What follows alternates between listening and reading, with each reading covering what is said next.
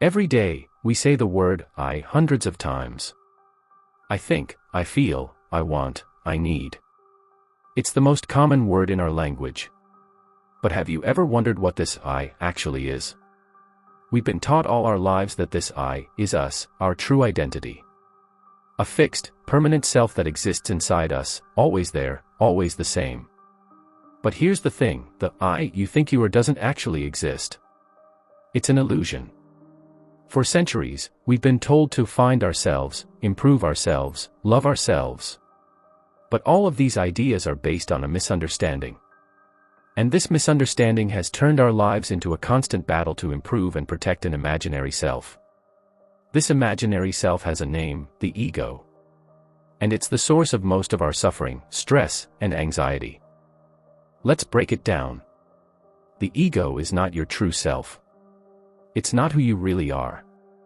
The ego is a bundle of thoughts, memories, fears, beliefs, and stories you've collected over time. It's the voice in your head constantly telling you who you are and what you need. Think of your consciousness like an endless sky. The ego is like the clouds drifting through that sky. The problem is, you've spent your whole life thinking you are one of those clouds. But in reality, you are the sky itself, vast, calm, and unchanging. The ego tricks you into believing there's a me and a them, a separation. This separation served a purpose in the past, helping humans survive in dangerous environments. But today, this sense of separation just causes us pain and conflict. The ego is always busy judging, comparing, and labeling. It tells you who you should be, how you should act, and what you should want. It's the voice in your head that never stops talking, telling you stories that aren't even real. The universe doesn't work from a me standpoint. It works from unity. Everything is connected. But the ego creates the illusion of separation. And from that separation, all fear, anxiety, and conflict are born. Want to know if the ego is in control of your life? Look at your thoughts and behaviors. Your ego is sending you signals all the time. But most people are so caught up in the ego that they don't even realize it. Sign 1, the never-ending inner dialogue. Do you have that voice in your head that never stops talking? It's always judging your every move, rehashing past conversations, and worrying about the future. I shouldn't have said that. What if they think I'm not good enough? I need to be better. This constant chatter is the ego at work. It's not you. It's just noise. The ego tries to convince you that you are the one thinking all of this. But in reality, you are the one observing the thoughts.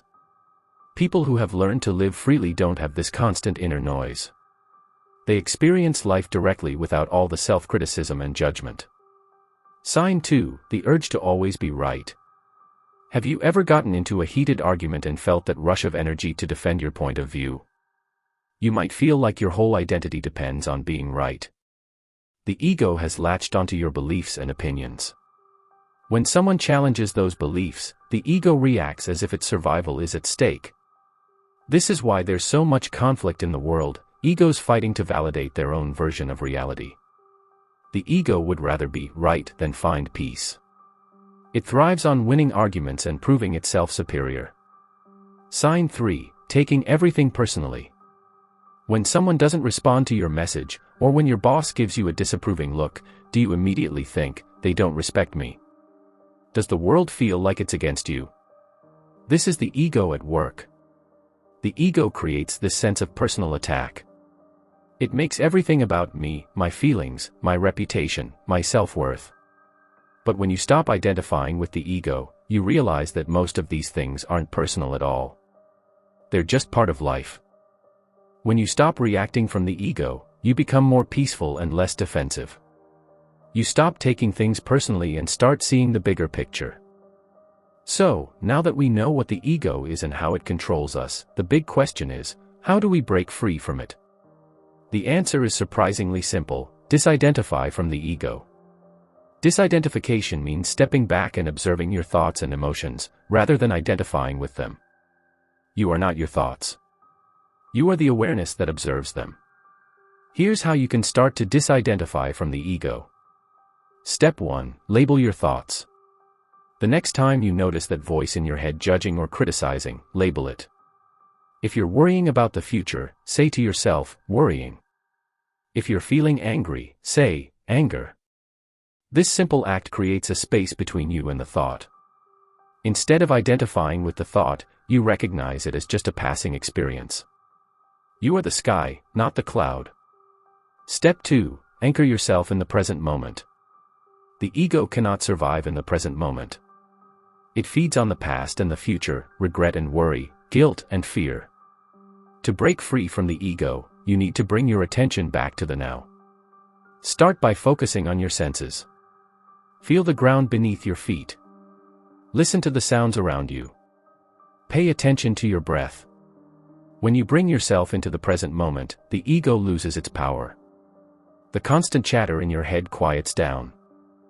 When you stop identifying with the ego, your life starts to change in profound ways. This doesn't mean your problems magically disappear. What it means is that you stop seeing your problems through the lens of the ego. You stop needing validation.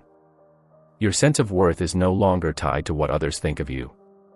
You start acting, creating, and living from a place of inner peace, not from a need to impress or prove yourself. Your creativity flourishes. The ego keeps you stuck in the past, repeating the same old patterns. But true creativity comes from the present moment. It's born from stillness, from the space beyond thought. When the ego's voice quiets, inspiration flows freely. You begin to connect with others on a deeper level. The ego creates separation. It relates to others through labels, judgments, and comparisons. But when you see beyond your own ego, you can see beyond theirs too. You start to connect with others from a place of shared humanity, recognizing that we are all one. And finally, you realize that freedom doesn't come from changing your life circumstances. True freedom comes from realizing who you are beneath the ego's story. It's about discovering the stillness and peace that has always been within you.